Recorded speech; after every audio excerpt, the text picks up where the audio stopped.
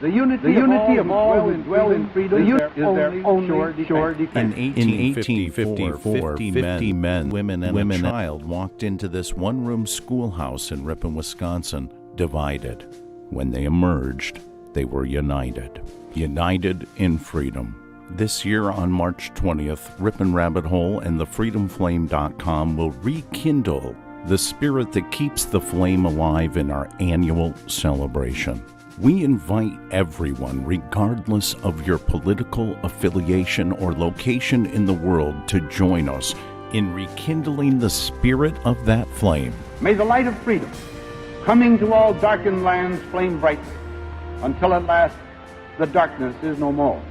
Register now for event details at thefreedomflame.com.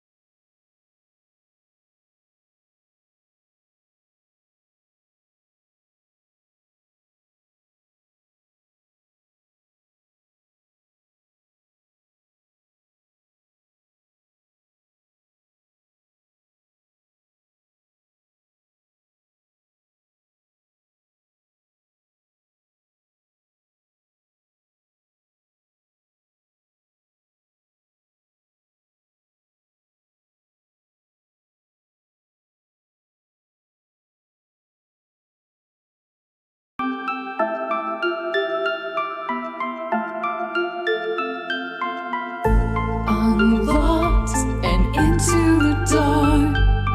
Some things are better left unknown. And I'll never find you here, 'cause no one's ever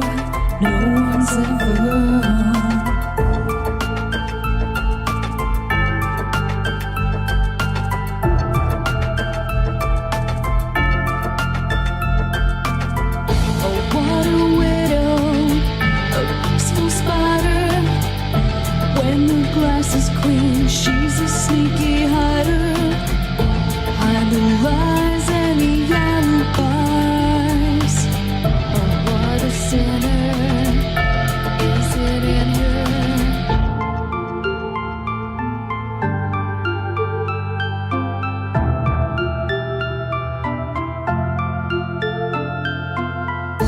What's the truth in this riddle?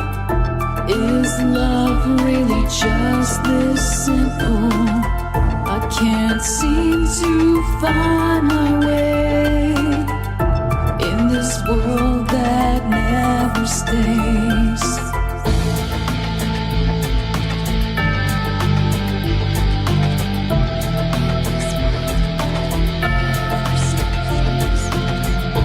What a widow, a peaceful spider. When the glass is clean, she's a sneaky hider. Hide the lies and the alibis. What a sinner. Is it in her?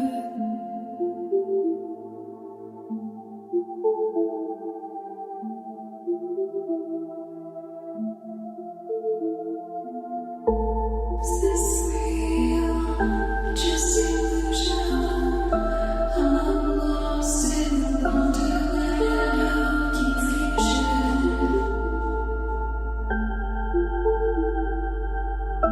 I'm lost in the wonderland of confusion. Is this real or just illusion? Manifestation or a dark delusion? Is this real or just illusion? I'm lost in a wonderland of confusion.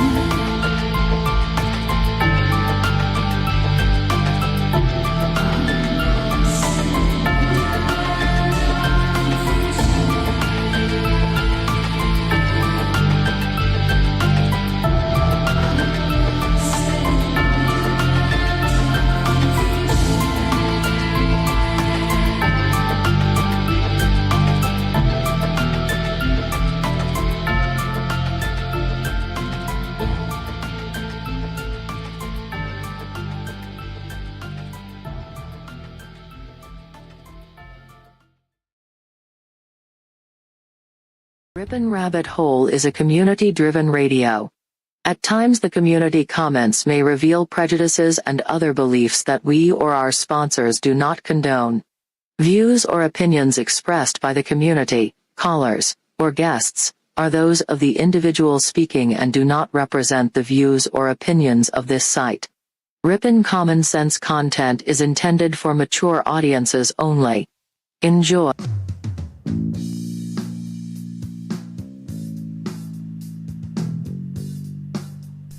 Coming to you from a secret cave, hidden deep within the wilderness.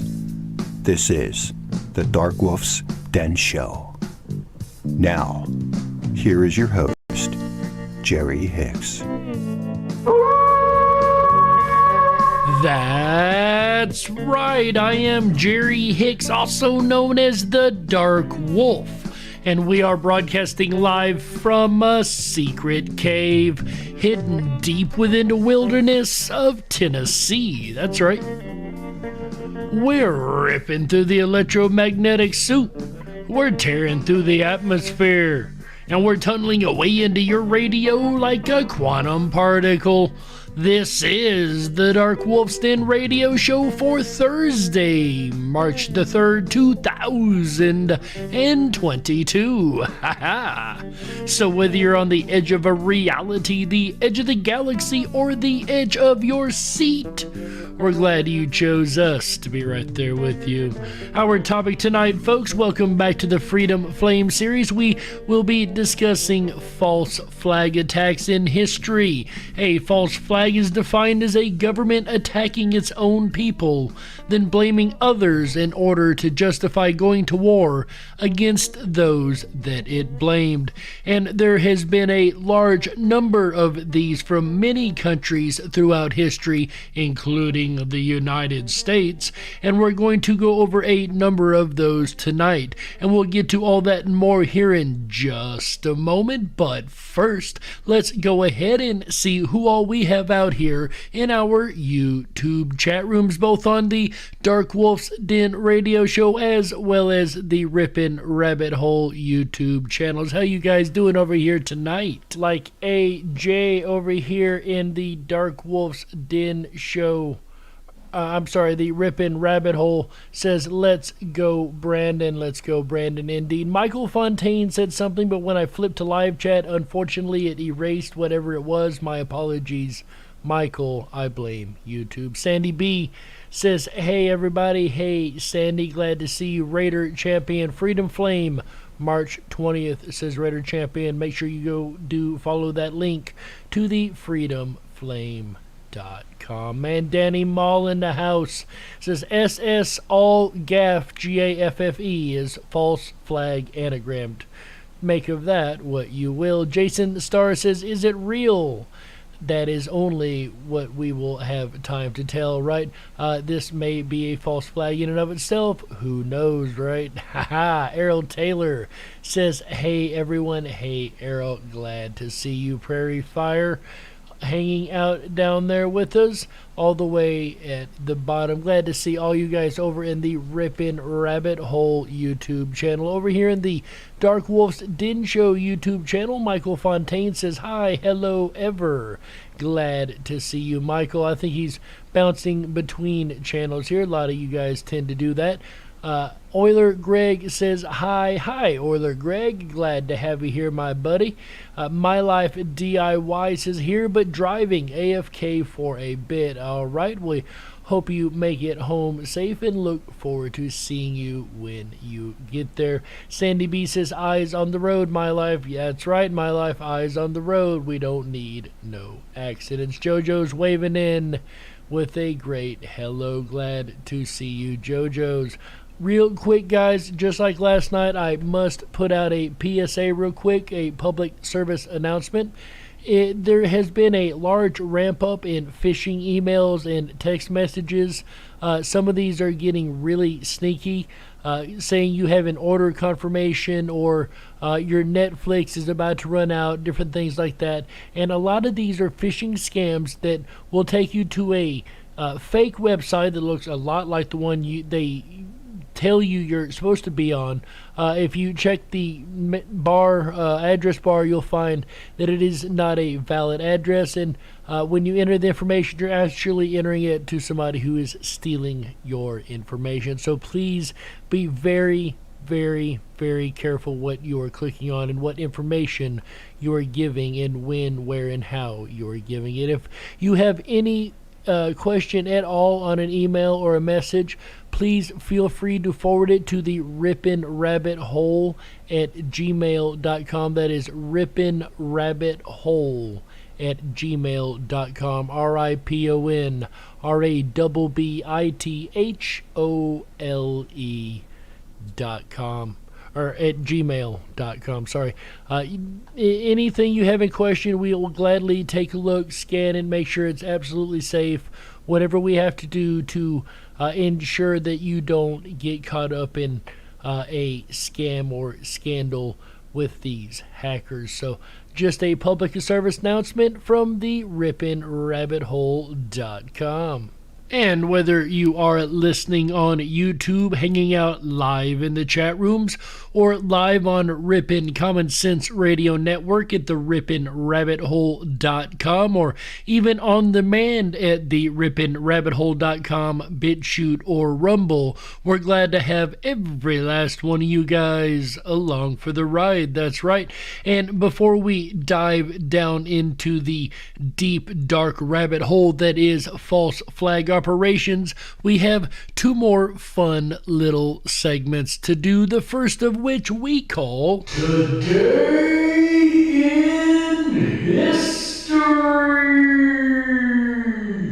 On this day in 1931, the Star-Spangled Banner becomes the official U.S. national anthem by a congressional resolution.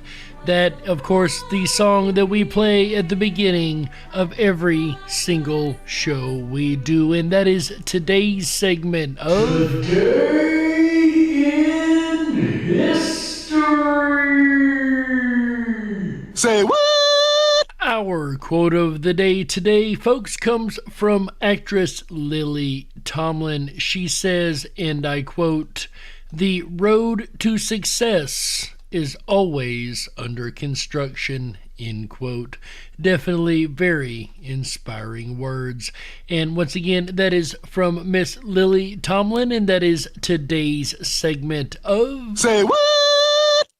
And the road to success might have some potholes, and other places may need full reconstruction if you find yourself part of a false flag attack. And what is a false flag attack? In our opening monologue, we gave a short definition of it, but here is the Wikipedia definition of a false flag attack. The Wikipedia definition says they are covert operations conducted by governments, corporations, or other organizations which are designed to appear as if they're being carried out by other entities.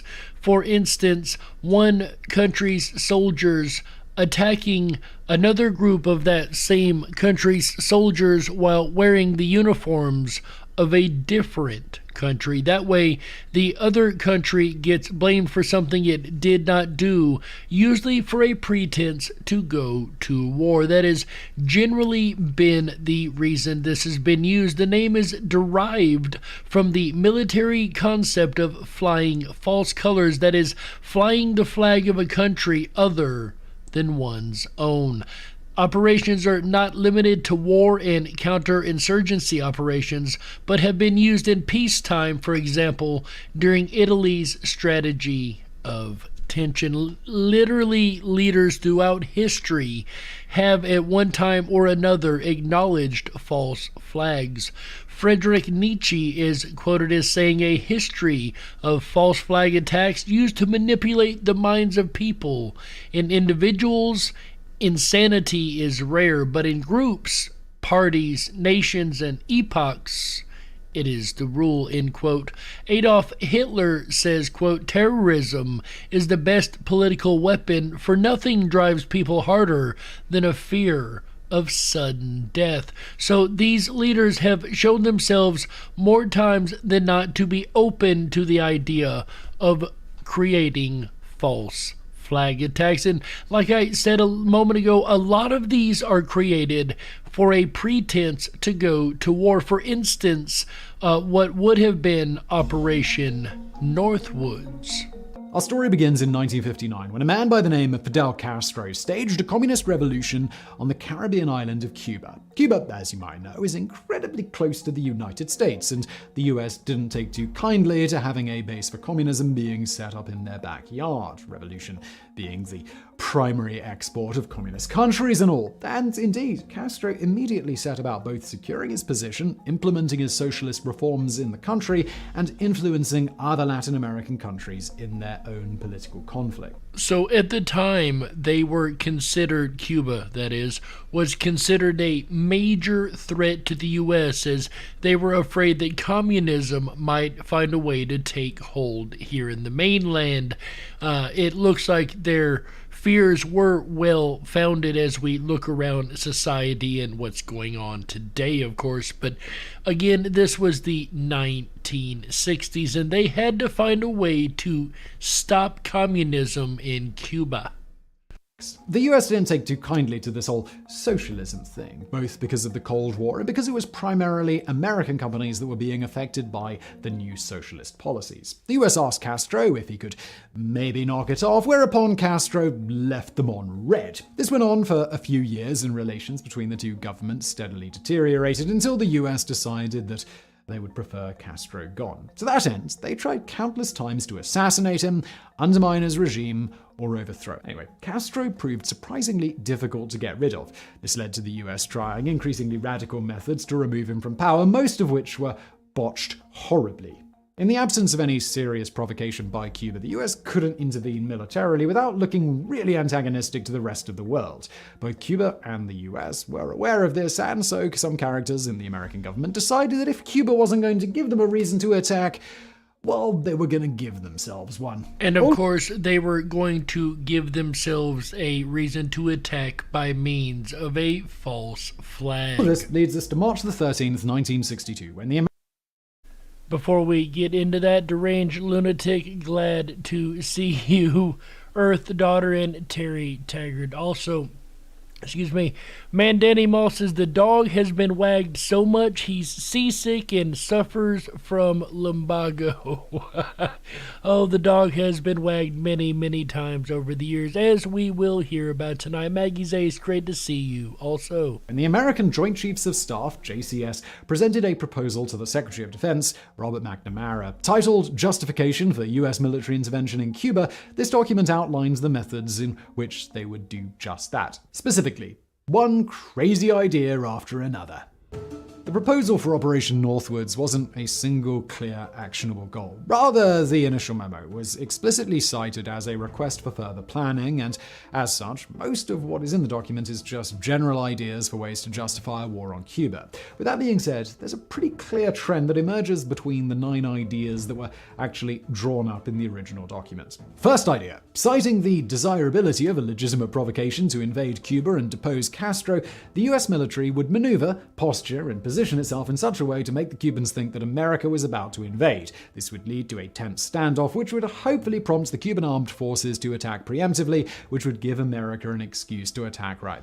As it turns out, this was the most sane of the 9 proposals. We're about to go off the deep end. Second idea. A series of well-coordinated incidents would be performed in and around the US naval base in Guantanamo Bay, which, for the 3 of you that didn't know, is located on the island of Cuba. The authors of this memo were kind enough to list some of their ideas for what those incidents would be, with things like capturing Cuban saboteurs in the base who would actually be friendly Cubans dressed as soldiers, having friendly Cubans start riots near the main gate, blowing up US aircraft or ammo crates on the base, and sinking ships in the bay, followed by holding mock funerals for the victims. Can't fault them for a lack of commitment, we guess. Kind of like what we would call today crisis actors, right? Third idea. A Remember the Maine incident could be staged in which an American ship would be intentionally blown up either in Guantanamo Bay or near Havana and blamed on Cuba. For context, the USS Maine was an American ship that in 1898 sunk in Havana harbor after suffering an unexplained explosion, probably accidental in nature. This is a particularly galling suggestion, considering that there are conspiracy theories that the sinking was a false flag attack that the US blamed on Spain, sparking the Spanish-American War. By the way, one of those conspiracists is the Cuban government, which officially states that the US government sunk the Maine. Fourth idea. As he mentioned, the USS Maine's sinking was used as a pretext to get into the Spanish War. And these false flags have many times, as we will find, been used as pretexts to enter some type of war, like I said earlier. A terror campaign would be conducted against Cuban refugees in or trying to reach the United States. This idea was elaborated upon.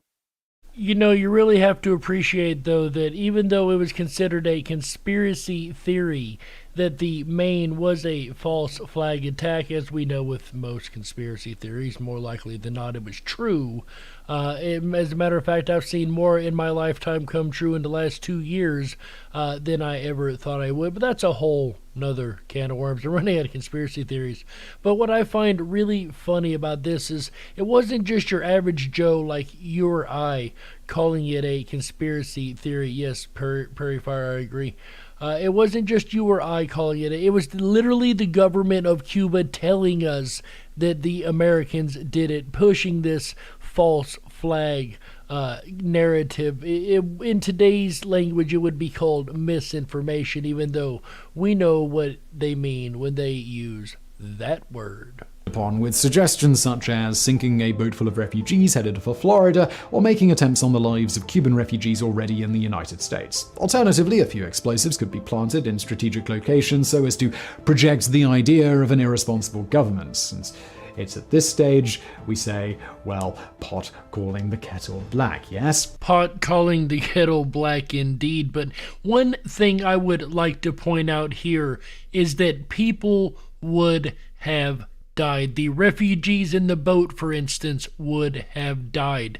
Just because someone says that it is a false flag attack doesn't necessarily mean that everything was just fake and made up. People could have still died. It just means that the attack is being blamed on the wrong person. Fifth idea. Make it seem like Cuba is interfering in other nearby countries. Out of all the ideas, this one was probably the most plausible, since Cuba was, in fact, interfering in other nearby countries. As we said, they're exporting the revolution and all of that stuff. Even so, the idea called for having American aircraft breach the airspace of countries like the Dominican Republic, burning crop fields with Soviet bloc incendiary weapons, and tying that up with intercepting Cuban messages to communist movements coupled with Cuban arms shipments washing up on Dominican beaches. So attempting to get your adversary in another country into a war by framing that country with, yes, a false flag attack. Sixth idea. Use an American aircraft painted to look like a Soviet MiG fighter to harass a civilian aircraft near Cuba. This would be helped along with a pilot who would possibly be in on the whole thing, who would announce to the passengers that a MiG fighter was harassing the plane. The memo straight up admits that this particular idea sounds incredibly dangerous, which it absolutely does, guys. Well, let's be honest, all of them sound pretty dangerous, but this one would get more of the civilian backing, right? A civilian airplane full of people being harassed by a Soviet plane. That would definitely garner more support in the civilian population. Seventh idea. Fake hijackings of civilian aircraft or ships and blame them on Cuba. And that's basically all there is to this one. I guess that to pad their memo out, kind of like the writer did for this script. This one, again, a very simple but classic false flag move. Attack someplace and blame it on a different country. Eighth idea. Create an incredibly elaborate and expensive ruse to make it look like the Cuban Air Force shot down a civilian aircraft. Now, this idea had a lot of detail behind it, which probably means that the person who wrote it was pretty attached to it. To start with, an aircraft would be painted and numbered as an exact duplicate for an actual registered civilian aircraft, which would belong to a CIA shell company in Miami. This duplicate would be swapped for the actual aircraft at some point, with the actual aircraft being converted into a drone. A complicated maneuver would then be pulled off, with both aircraft being sent up, the actual plane being sent back down and reverted to its original status, and the drone continuing over Cuba. The drone would then send a mayday signal that it was under attack by a Cuban aircraft, and then a bomb would be remotely detonated via radio, destroying the drone mid-air. Out of all the ideas on this list, this one is easily the most convoluted, and that was the simplified explanation, by the way. This one sounds to me like it was much more dangerous than the last one. It amazes me that they had drone technology back that far. I was unaware that they had that ability back then. Even if they did, this is an extremely dangerous operation here. And it would, of course, involve the fake stream media reporting that the real plane blew up instead of the drone plane. Really devious and underhanded idea here. Ninth idea. Basically the same premise as the previous idea, with a US Air Force plane instead of a civil plane. You know, thinking about that, it really does make you wonder what actually did happen to MH360, doesn't it? A pre-briefed pilot with an alias would work with other Air Force pilots to conduct a military exercise in the Gulf of Mexico. Once they reached a certain point near Cuba, the pilot would radio that he had been attacked by a Cuban aircraft and was going down. Of course, the pilot wouldn't actually be going down. He would be flying to a secure base where he would land, drop his alias, and his plane would be painted over. Then a submarine would release broken aircraft parts, as well as an open parachute and other flotsam, which would be discovered by search and rescue teams. We definitely get the impression that this and the previous idea were favored by the authors due to the incredible amount of specifics that they go into. Alright, so that's all of the ideas that were pitched in the initial proposal. A few actual, maybe good ideas, a bunch of really horrible ones for various different reasons, and the pretty salient fact that some high-ranking people in the United States government were proposing state-sponsored terrorism to invade another country. Yeah. No wonder President Kennedy thought that this was all a bit nuts. And thank goodness that President Kennedy did see the insanity of these proposals and turned them all down. Otherwise, the world may look very different than it does today. Then again, some wonder if that might be a good thing. I don't know. I'm not here to judge. I'm merely here to report, right? And report I'm going to do like on our next false flag that occurred to once again get us into a war. This is the 1964 Gulf of Tonkin Incident. The Gulf of Tonkin Incident, 1964, the Vietnam War. The Gulf of Tonkin Incident, or the USS Maddox Incident, is the event responsible for America's entry into the Vietnam War. Vietnam was divided into halves, North and South, ruled by separate regimes, but the United States were concerned that Ho Chi Minh and the Communists would win the upcoming elections and were determined to stop the spread of communism. Could we get back to those days here in America? I think stopping the spread of communism is a very, very admirable goal, especially when you find it in your own shores, right guys? U.S. military involvement, however, had been minimal until 1964. President Lyndon B. Johnson had been training South Vietnamese mercenaries, sending them into North Vietnam to carry out acts of sabotage and gather intel. On July 31, 1964, South Vietnamese commandos had attacked North Vietnamese targets in the Gulf of Tonkin. On August 2, 1964, American naval destroyers had moved into North Vietnam waters to gather intelligence on the enemy's naval strength. The USS Maddox was nearing the mouth of the river delta when Captain Herrick noticed that they were being followed by North Vietnamese torpedo boats and had intercepted communications of their intention to attack, so he fired 3 warning shots. The USS Maddox was then fired upon by the enemy torpedo boats. Captain Herrick retaliated and opened fire on the torpedo boats, and with the assistance of U.S. jet fighters, hit all 3 enemy targets. The enemy boats had fired their torpedoes, but they all missed. The USS Maddox then retreated back into international waters.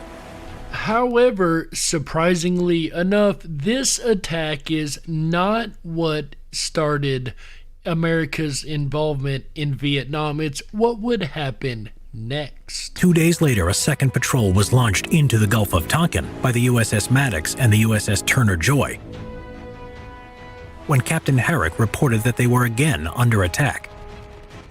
Secretary McNamara and President Johnson agreed that retaliation was needed and the expansion of the war was approved by Congress. At this point, it seems like they were looking for any option they had to enter the war because, as we'll find out, this was actually a very hasty decision.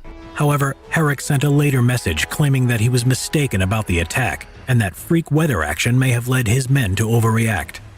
The final part of the message read, "No actual visual sightings by Maddox. Suggest complete evaluation before any further action taken." Nevertheless, this was ignored by Johnson and his advisors, who continued on with the retaliation plan.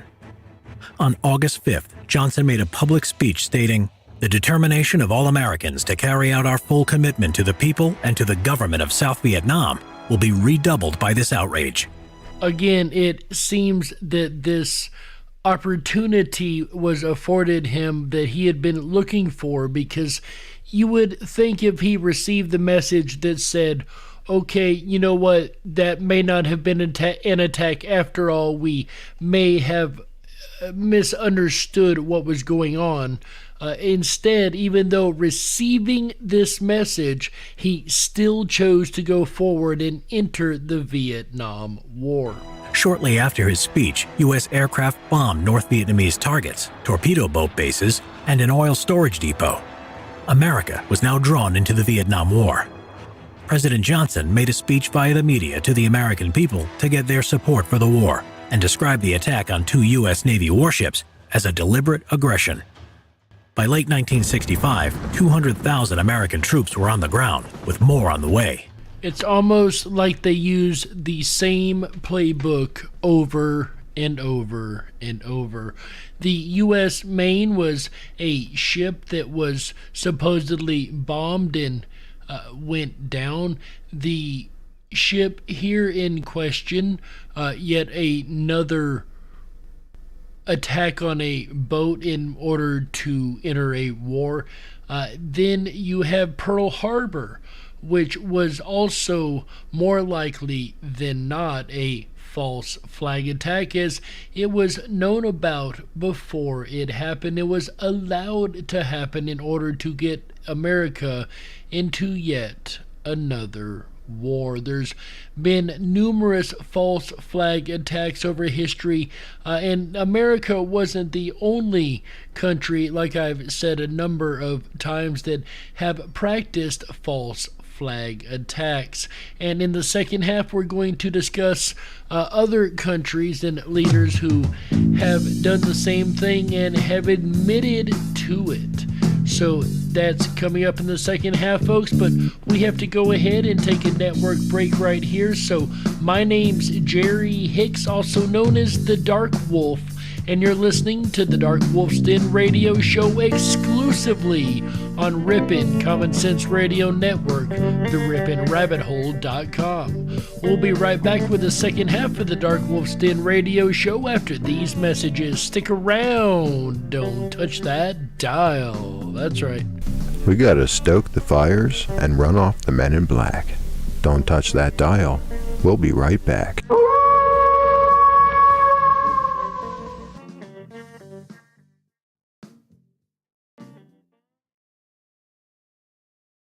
And freedom is their only sure defense. In The unity of all 50 men, 3 women, and a child walked into this one-room schoolhouse in Ripon, Wisconsin, divided.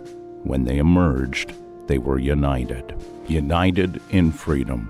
This year on March 20th, Ripon Rabbit Hole and thefreedomflame.com will rekindle the spirit that keeps the flame alive in our annual celebration. We invite everyone, regardless of your political affiliation or location in the world, to join us in rekindling the spirit of that flame. May the light of freedom, coming to all darkened lands, flame brightly, until at last the darkness is no more. Register now for event details at thefreedomflame.com. Oh yeah, Jerry Hicks on a Thursday night. Hi everyone, it's AJ the Rippin' Rabbit. Are you enjoying tonight's Darkwolf's Den Radio Show? The Freedom Flame series on false flags? I know I am. If you are and you haven't done so already, please hop on over to our website, rippinrabbithole.com. That's RIPONRABBITHOLE.com. There you can sign up for our community-generated press. Register for free for a backstage VIP pass and come on in where the conversation continues after the show down the rabbit hole in our own privatized social media network. There you can set up your profile. You can post things to a wall that's a timeline-styled wall, and you can even join and create groups as a registered member at Rippin' Rabbit Hole. We invite you to do so. It's absolutely free to do so, and it always will be, where the conversation continues after the show down the rabbit hole. I'll return again tomorrow night, Friday, March 4th, the only date in our calendar that is an actual military command, March 4th. Spend the evening tomorrow night with me, starting at 7 p.m. Pacific, as we journey deep through the rabbit hole and the art of being focused. We're going to share tips and tricks and ways that you can increase laser-like focus in your own surroundings. Then Saturday night, we'll continue that theme and explore the rabbit hole of staying calm with some additional tips and tricks that will help you stay calm in almost any situation. Then we'll end out the weekend right together with you Sunday, March 6th, as the most interactive family game night returns to the airwaves. That's right, Beat Eugene, going to happen this Sunday, March 6th. Will you beat Eugene, or perhaps will he beat you? One thing that's for certain is before the end of the weekend, we'll have an answer to that question. Join us for an evening of puzzles, riddles, games, trivia. It's a lot of fun in our family interactive game night, the most interactive game show on radio, Beat Eugene. Eugene, are you ready to play Sunday night? My answer is it is not certain. Now, last night he said yes, but tonight he's not certain, so it's going to be any given Sunday, that's for certain. We'll return you back to Jerry Hicks and the Darkwolf's Den Radio Show for Freedom Flame series, False Flags, on Thursday, March 3rd, 2022. You're listening to the Rippin' Common Sense Radio Network, home of the Freedom Flame, rippinrabbithole.com.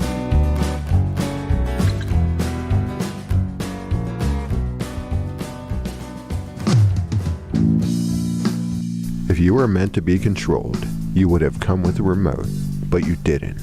And that's why you listen to the Darkwolf's Den Show. Now, here is your host, Jerry Hicks.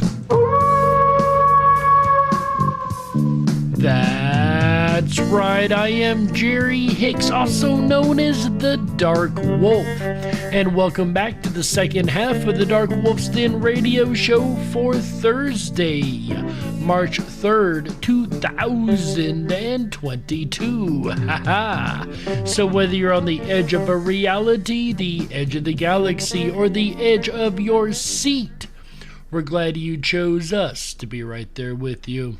Folks, in the first half, we've went over a few different false flag attacks in history, from Operation Northwoods to Pearl Harbor and even the Gulf of Tonkin incident, three of which, of course, involved America. But America wasn't the only country to attempt false flags. We have 42 instances here. We hope we can get through all of them, where officials in government which carried out attacks admitted to it either orally or in writing. Japanese troops set off small explosions on a train track in 1931 and blamed it on China in order to justify an invasion of Manchuria. This is known as the Muktin Incident or the Manchurian Incident. The Tokyo International Military Tribunal found that, quote, several of the participators in the plan, including Hashimoto, a high-ranking Japanese army officer, have on various occasions admitted their part in the plot and have stated that the object of the incident was to afford an excuse for the occupation of Manchuria by the Kwantung Army. So, again, admitted to even in military tribunals after the fact. Next, we have a major with the Nazi SS admitted at the Nuremberg trials that, under orders from the chief of the Gestapo, he and some other Nazi operatives faked attacks on their own people and resources, which they blamed on the Poles, the Polish, to justify an invasion of Poland. Also sticking with the Nazis, General Franz Halder also testified at the Nuremberg trials that Nazi leader Hermann Göring admitted to setting fire to the German Parliament building in 1933 and then falsely blaming the communists for the arson. Once again, a false flag attack. Soviet leader Nikita Khrushchev admitted in writing that the Soviet Union's Red Army shelled the Russian village of Manila in 1939 while blaming the attack on Finland. As a basis for launching the Winter War against Finland, Russian President Boris Yeltsin agreed that Russia had been the aggressor in the Winter War. The Russian Parliament, current Russian President Vladimir Putin, and former Soviet leader Gorbachev all admit that Soviet leader Joseph Stalin ordered his secret police to execute 22,000 Polish army officers and civilians in 1940 and blame it on the Nazis.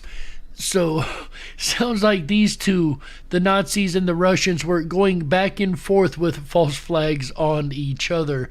It's not funny, but it kind of is in the, maybe, I guess, the meta view of it, for a lack of better terms. Number 6, the British government admits that between 1946 and 1948, it bombed 5 ships carrying Jews attempting to flee the Holocaust to seek safety in Palestine, set up a fake group called the Defenders of Arab Palestine, and then had the pseudo-group falsely claim responsibilities for the bombings.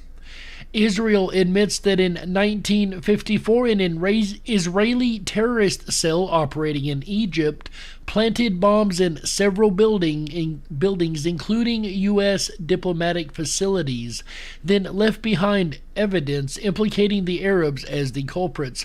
One of the bombs detonated prematurely, allowing the Egyptians to identify the bomber, and several of the Israelis later confessed.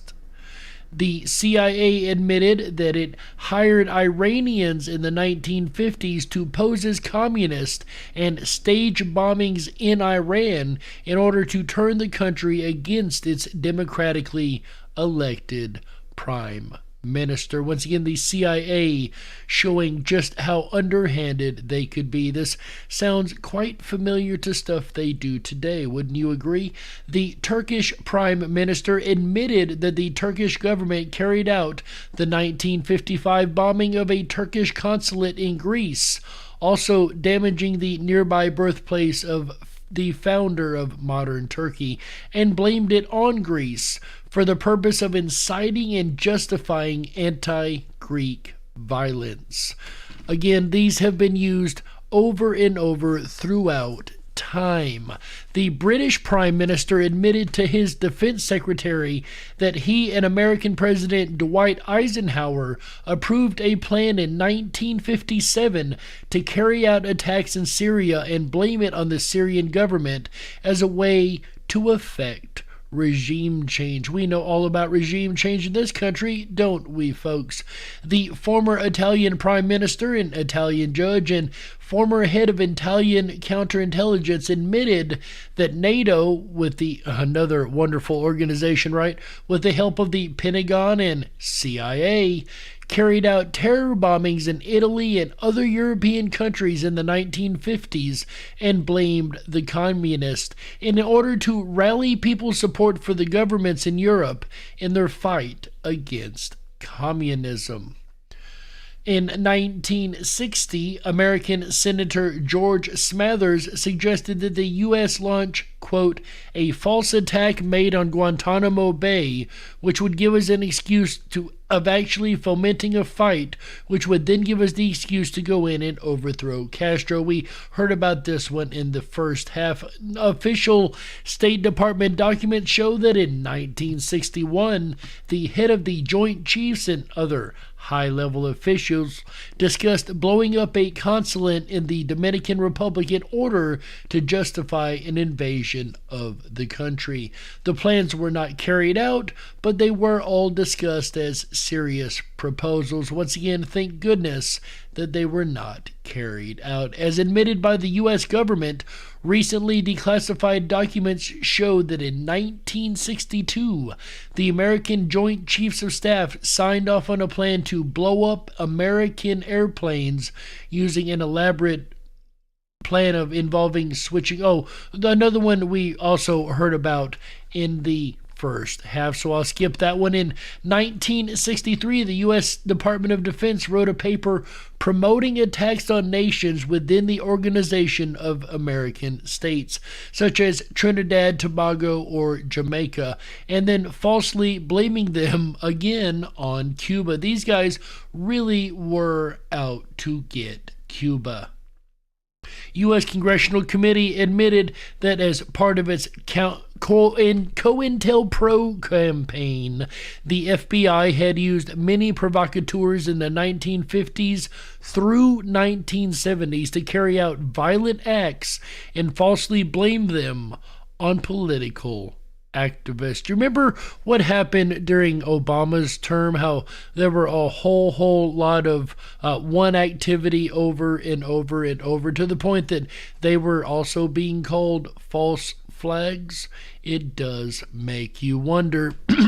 The German government had admitted that in 1978, the German Secret Service detonated a bomb in the outer wall of a prison and planted escape tools on a prisoner, a member of the Red Army faction, which the Secret Service wished to frame the bombing on. A Mossad agent admits that in 1984, Mossad planted a radio transmitter in Gaddafi's compound in Tripoli, which broadcast fake terrorist transmissions recorded by Mossad in order to frame Gaddafi as a terrorist supporter. Ronald Reagan bombed Libya immediately thereafter.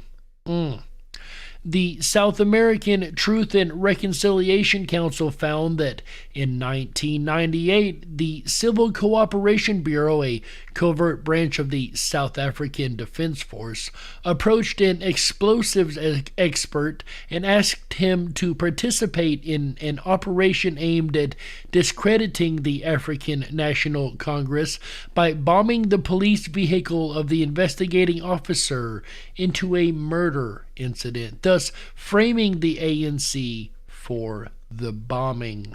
Again, all of these are admitted to. Just imagine the ones that haven't been admitted to. Some of these are pretty heinous. An Algerian diplomat and several officers in the Algerian army admit that in the 1990s, the Algerian army frequently massacred Algerian civilians, then blamed Islamic militants for the killings. An Indonesian fact-finding team investigated violent riots which occurred in 1998 and determined that elements of the military had been involved in the riots, some of which were deliberately provoked. It's almost like another incident that happened in this country in one early day in January, let's put it like that. Senior military and intelligence officers admit that the KGB blew up Russian apartment buildings in 1999 and blamed it on Chechens in order to justify an invasion of Chechnya. Remember, we were told the Russians were going to be doing another false flag, and then they went into the Ukraine area. It's like they forgot to do their false flag, isn't it? According to the Washington Post, a very left-wing rag of a newspaper, Indonesian police admit that the Indonesian military killed American teachers in Papua in 2002 and blamed the murders on a Papuan separatist group in order to get the group listed as a terrorist organization. The well-respected former Indonesian president also admits that the government probably had a role in the Bali bombings. That's interesting. As reported by the BBC, the New York Times, and the Associated Press, all three of which are far left-leaning rags of media, Macedonia officials admit that the government murdered 7 innocent immigrants in cold blood and pretended that they were Al-Qaeda soldiers attempting to assassinate Macedonian police in order to join the war on terror. So yet another false flag used to enter a war. Senior police officials in Genoa, Italy admitted that in July 2001 at the G8 summit in Genoa, planted 2 Molotov cocktails and faked the stabbing of a police officer in order to justify a violent crackdown against protesters. Again, does this not seem quite familiar to things we've seen in the recent history around the world, right? Honk, honk. Although the FBI now admits the 2001 anthrax attacks were carried out by one or more U.S. government scientists, a senior FBI official says the FBI was actually told to blame the anthrax on Al-Qaeda by White House officials. Interesting that, isn't it? Similarly, the U.S. falsely blamed Iraq for playing a role in the 9/11 attacks, as shown by a memo from the Defense Secretary as one of the main justifications for launching the Iraqi war. You guys remember that? Former Department of Justice lawyer John Yoo suggested in 2005 that the U.S. should go on the offensive against Al-Qaeda, having, quote, our intelligence agencies create a false terrorist organization. It could have its own websites, recruitment centers, training camps, and even fundraising operations. It could launch fake terrorist operations and claim credit for real terrorist strikes, helping to sow confusion within Al-Qaeda's ranks, causing operatives to doubt others' identities and to question the validity of communications. Undercover Israeli soldiers admitted in 2005 to throwing stones at other Israeli soldiers so they could blame it on Palestinians as an excuse to crack down on peaceful protest by the Palestinians. Quebec police admitted that in 2007, thugs carrying rocks to a peaceful protest were actually undercover Quebec police officers. Again, does this not sound quite familiar to things we have seen lately? At the G20 protest in London in 2009, a British member of Parliament saw plainclothes police officers attempting to incite the crowd to violence. Again, familiar tactics to what we have seen. 37 Egyptian politicians admitted that government employees looted priceless museum artifacts in 2011 to try to discredit protesters. A Colombian army colonel has admitted that his unit murdered 57 civilians, then dressed them in uniforms and claimed they were rebels killed in combat. Once again, these fake setup, false flag media, if you will, like we once again have seen recently, where media is showing and giving us one story while the alternative media is giving a much different story, a much more true story, in my opinion. A Colombian army colonel has, the highly respected writer for the Telegraph, Ambrose Evans Pritchard, says the head of Saudi intelligence, Prince Bandar, recently admitted the Saudi government controls Chechen terrorists. High-level American sources admitted that the Turkish government, a fellow NATO country, carried out the chemical weapons attacks blamed on the Syrian government, and high-ranking Turkish government official admitted on tape plans to carry out the attacks and blame it on the Syrian government. If I'm not mistaken, that is something Trump actually bombed Syria over, this supposed gas attack. The former Ukrainian security chief admits that sniper attacks which started the Ukrainian coup were carried out in order to frame others. Remember that, guys? We're dealing with the aftermath of that now. And last but not least, Britain's spy agency has admitted that it carries out digital false flag attacks on targets, framing people by writing offensive or unlawful material and blaming it on the target.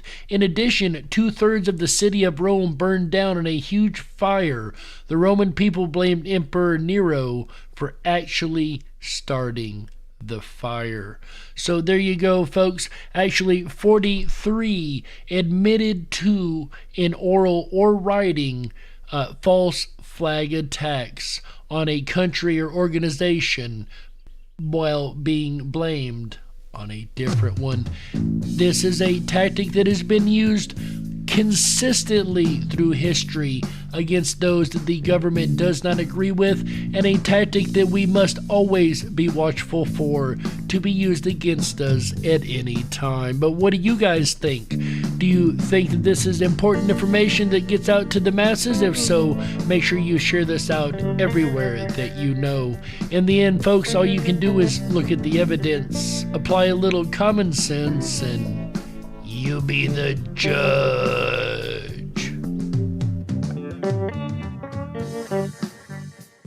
We got to close it out. That's right, that's it for this episode of the Darkwolf's Den Radio Show for Thursday, March the 3rd, 2022. Haha!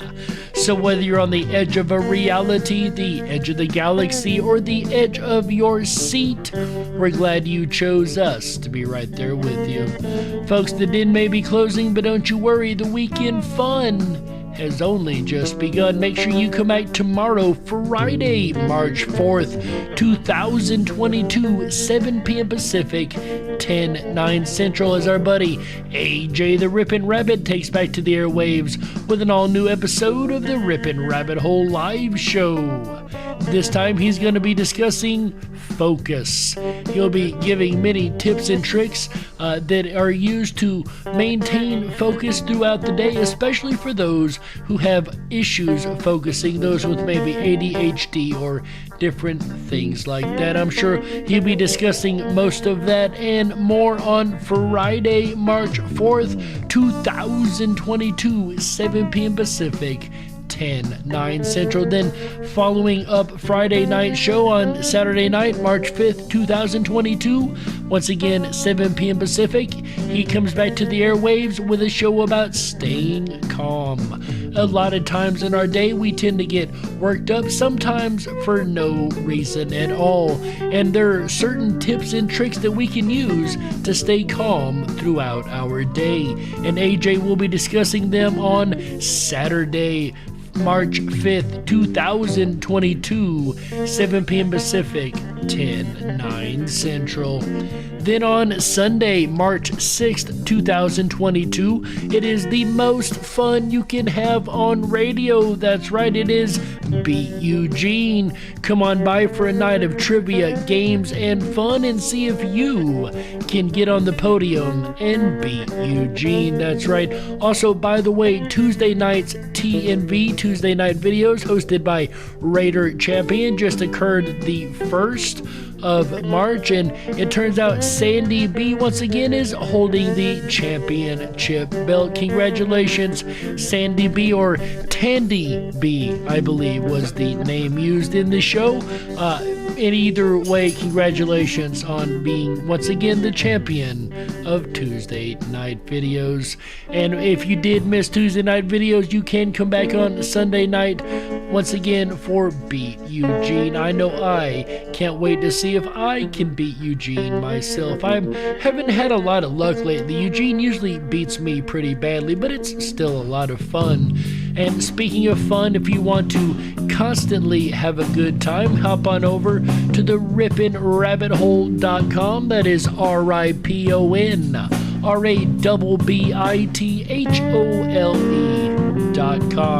over there, you're going to find a plethora of fun. First, you're going to sign up for your backstage pass. First and foremost, that's going to get you access to the rest of the site. And there's a lot of important stuff on that site, like the Down the Rabbit Hole section. That is our exclusive social media section, privatized and ready for you to come on back and hang out with us and drop information for myself and the rest of the rabbits, as we don't shadow ban. We don't censor. We like information being shared with us. We want all the truth to be shared loudly, and you can share your truth down the rabbit hole on the rippinrabbithole.com. Also, you can catch us when we are live, both in our primetime shows, as well as, if you guys don't know, we do a morning news show called Censored Freedom, as we are live on the Rippin' Rabbit Hole from 5 a.m. Eastern, 4 Central, 2 Pacific. Make sure you come back and join us also for those. That is every morning, as we cover all the morning Patriot news in 30 minutes or less. At least we try to, right? Also on the rippinrabbithole.com, you're going to find my place to hang out. My favorite place to hang out, I should say, the 24/7 Backstage Lounge. That's where I'm going to be right after the show, and I would love to see you there. With that said, on behalf of AJ the Rippin' Rabbit, Chick Mandela Effect, Michael Musco, Walt House, Tom Baillies in Red Shed Studios for this incredible music, and everybody involved in Rippin' Common Sense Radio Network, we thank you for being here. My name is Jerry Hicks, also known as the Dark Wolf, and you've been listening to the Darkwolf's Den Radio Show Freedom Flame Series, False Flags. Remember, until next time, ladies and gentlemen, stay awake, but dare to dream. Good night, everybody. How? Yeah, that's right.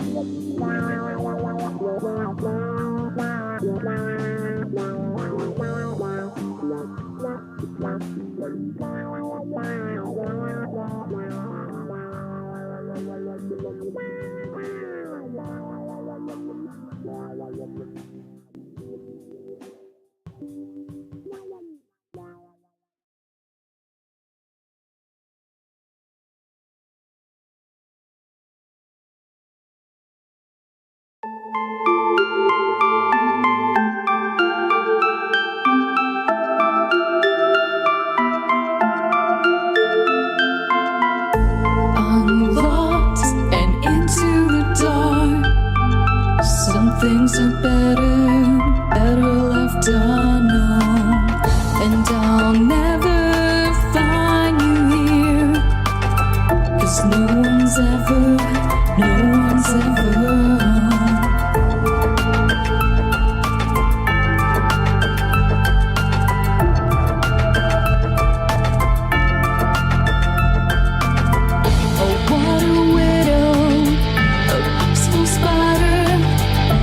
When the glass is clean, she's a sneaky hider. Hide the lies and the alibis. Oh, what a sinner is it in her?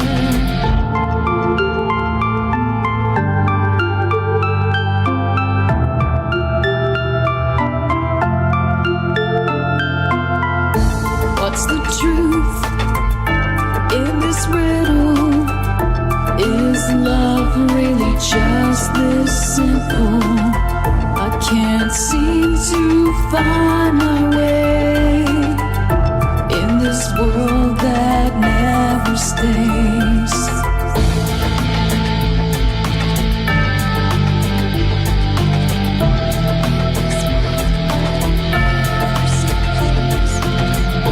What a widow, a peaceful spider. When the glass is clean, she's a sneaky hider. Hide the lies and the alibis. What a sinner is it in her?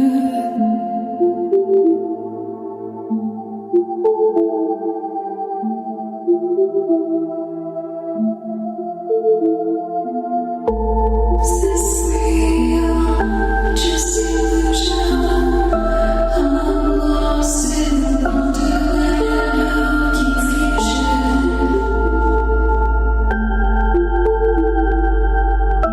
I'm lost in wonderland of confusion. Is this real or just illusion? Manifestation or a dark delusion? Is this real or just illusion?